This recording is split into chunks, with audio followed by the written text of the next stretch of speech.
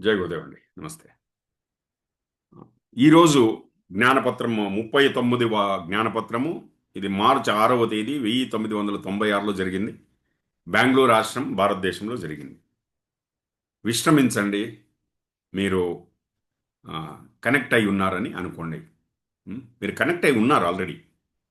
ఆ ఆ ఒక్క శక్తితో. సో గురుగారు ఏం చెప్తున్నారంటే, మీరు ఆకాశతత్వము. ఆ, సో మనము ఆకాశతత్వము, ఆకాశము అని తెలుసుకోవడానికి చుట్టూ ఆకాశాన్ని వెతకనవసరం లేదు. మళ్ళీ మళ్ళీ మీరు మంత్రంలాగా జపించనవసరం లేదు.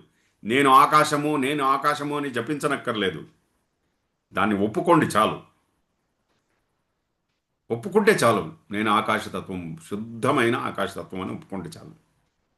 అలాగే దేవుడితో బంధం ఏర్పరచుకోవాలంటే విశ్రమించండి. కళ్ళు మూసుకుని ధ్యానంలో విశ్రమించండి. ఏం చేయనక్కర్లేదండి. ఆ? అప్పుడు ఆ అనంతమైన శక్తితో బంధము ఏర్పడుతుంది. ఓకే. సహనముతో ఉండండి.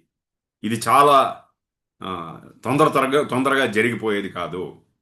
ఓకే. అందుకే గ్రంథాలు ఉద్ఘోషిస్తున్నాయి. ఏమని అంటే, నిశ్చలంగా ఉండు. నా లోపల దేవుడున్నాడు, నేనే దేవుడని ఉద్ఘోషిస్తుంది. ఎప్పుడు మనం నిశ్చలంగా కూర్చుంటామో ధ్యానములో, మనము ఆ ఆకాశతత్వంలోనే ఉన్నాము. ఎప్పుడు ధ్యానం నుంచి బయట వస్తామో అప్పుడు మనం పని చేసుకుంటూ పోతాం. ఆ? సో మనము చురుగ్గా పనిచేసుకుంటూ, అలవోకగా అలా ప్రపంచంలో పనిచేసుకుంటూ, ప్రతి ఒక్క ఇంట్లోనూ పనిచేసుకుంటూ పోతాం. ఆ? సో అలా చేసుకుంటూ పోతూ పోతూ ఆ ఒక్క చైతన్యముతో సంబంధాన్ని మనం పెట్టుకుంటూ పోవాలి.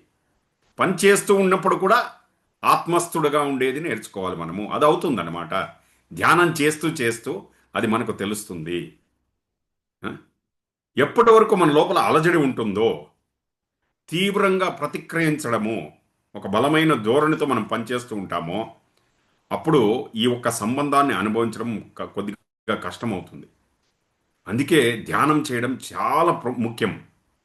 విశ్రమించండి. ఆ? అలాగే ఆ ఒక్క దైవముతో, ఆ ఒక్క పరమాత్మతో మనకు బంధం ఉందని భావించండి.